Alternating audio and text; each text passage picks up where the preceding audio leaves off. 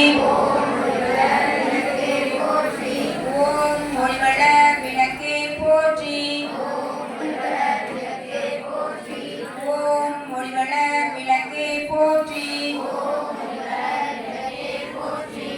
ஓம் ஒளிவளர் விளக்கே போற்றி.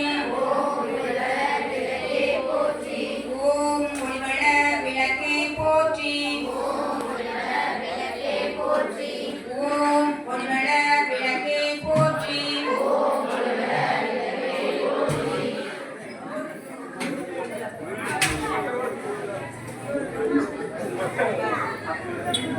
ஊதுபத்தி கொளுத்தி வைக்க வேண்டும்.